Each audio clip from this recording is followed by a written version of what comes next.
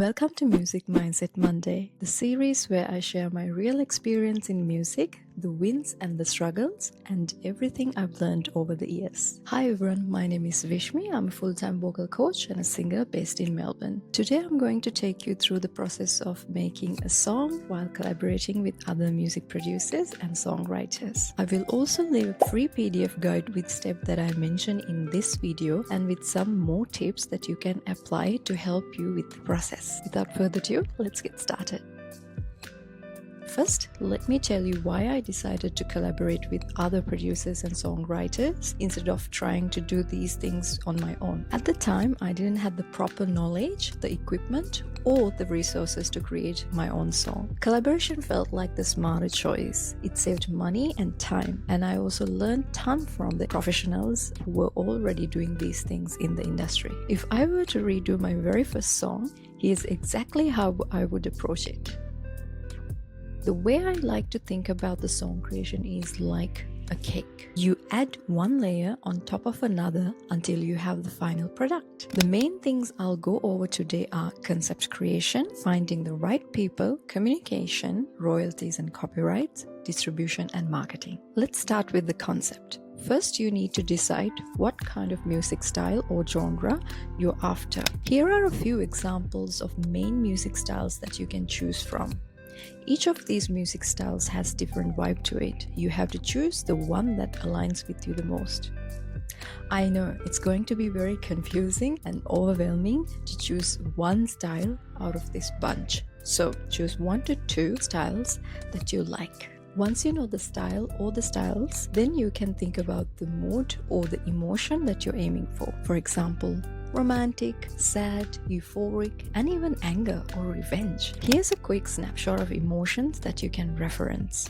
Once you decide on the style and the mood, then I highly recommend you creating something called a song mood board. Here are 3 examples you can reference. A mood board makes it easier to visualize your vision at a glance and helps you answer producers and songwriters' questions with confidence. Don't skip this step because this is the backbone of your project. In the PDF guide, I'll list down some of the frequently asked questions from producers and songwriters that I've encountered in previous projects. The next step is finding the right people. When it comes to finding a producer or a songwriter, there are a few key things that you need to take into consideration. Do they align with my music style and my creative vision?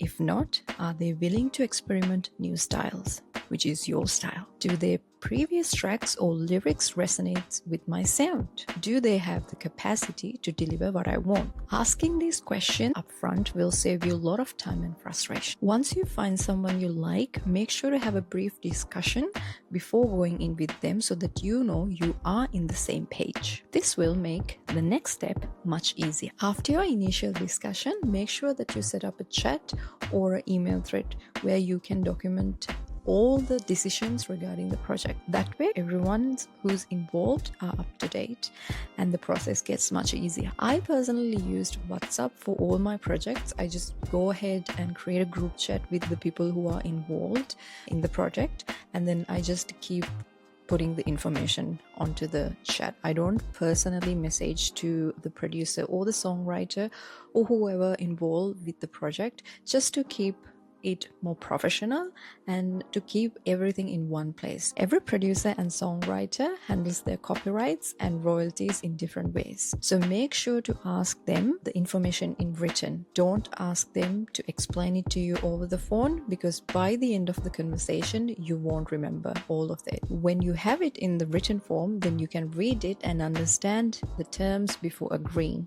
Ideally, you should have a signed contract, so if anything goes wrong in the future, you're legally protected. Royalties are the money you earn whenever your song is used, whether it's streamed, played on the radio, or licensed for ads, movies, or shows. It ensures artists, producers, and songwriters continue to get paid over time. Copyright is the legal ownership of your song, covering both the lyrics and the melody as well as the recording itself. It gives you control over how your music is used and protects it from being stolen. There are 2 common ways when it comes to handling the splits. First one is a flat fee.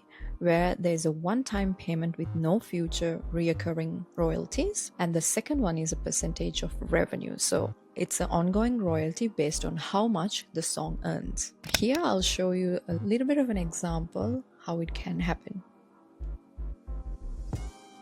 Once your song is complete, the next step is to release it into the world. And that's where the distribution and marketing come in. Distribution is how your music gets onto platforms like Spotify, Apple Music, and YouTube. Many artists use services like DistroKid, TuneCore, or CD Baby. Personally, I used CD Baby for my very first release, and then later on I signed with a label. I'll cover distributions and music labels in another in-depth video for you, and if you're looking forward to it, make sure to comment down distribution and labels. Marketing is how you get people to actually listen to your music through social media, music videos, live shows, live performances, collaboration, or playlist placements. Marketing can be very tricky if you don't know the ins and outs in the music industry, because it is very different than to any other product marketing. So I would highly advise you to get a marketing advisor or manager for you to do these tasks. So that's a quick look into how the process of collaborating a song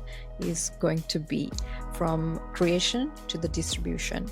So if you're planning your own music journey, I hope this gives you some clarity on what to expect. If you find this video helpful, don't forget to give a thumbs up and subscribe so you don't miss the next episode on Music Mindset Monday, where I'll be talking about how I created my own song and distributed into platforms. Thanks for hanging out with me today. I'll see you next week. Bye.